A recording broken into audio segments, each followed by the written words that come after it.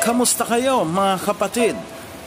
Nandito na naman ang inyong lingkod upang magbibigay na naman ng saya sa inyo at kunting kwento.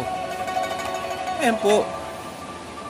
Ito nga pala, unang-una yung lugar namin dito sa Saudi Arabia na napakalinis at napakatahimik.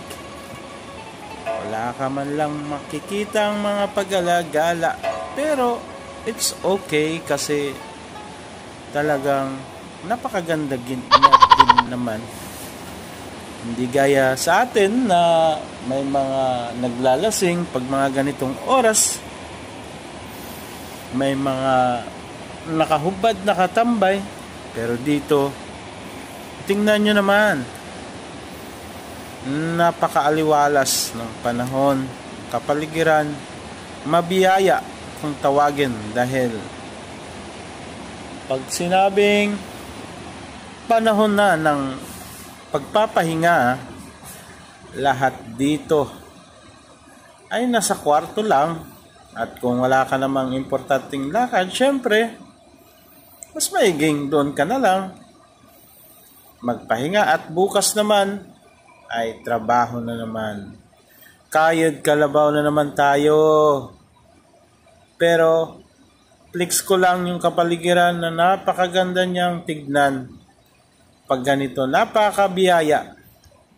Siguro, pagdating ng panahon na ako'y uuwi na ng Pinas at makakasama ko na yung pamilya ko, ito yung mamimiss ko dito sa Saudi Arabia.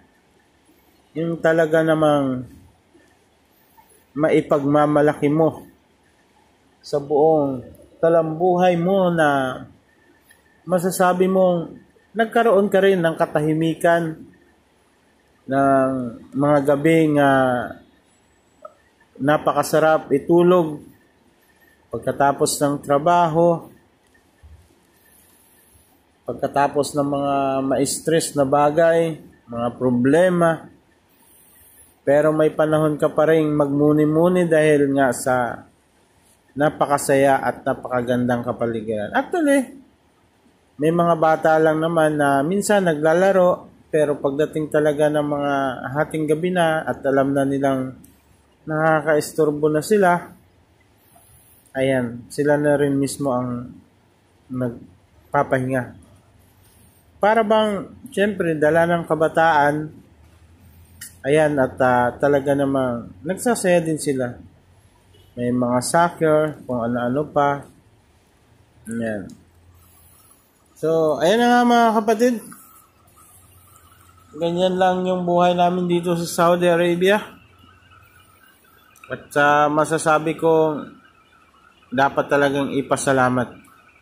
The best na lugar. Mapayapa, walang gulo, at syempre yung mga tao ay talagang may paggalang. So, yan, konting preview. Siya nga pala mga kapatid, ang Saudi Arabia, ay may kikwento ko lang, ay siyang pinaka mabiyayang lugar dito sa Middle East na kung saan walang pwedeng manggulo, hindi pwedeng guluhin, at syempre may batas, may pangil. Ika nga, salamat kay Allah at sa buhay, kabahagi ng aking paglalakbay ay nakarating ako dito at aking nalasap na antabayanan na isa nga sa parte ng aking buhay na nakagawi ako sa mga lugar na ganito. Masalam, thank you so much at maraming salamat sa mga tagapagtangkilik, sa mga nanonood, sa mga nagmamahal sa akin. Kayo po ang aking gabay.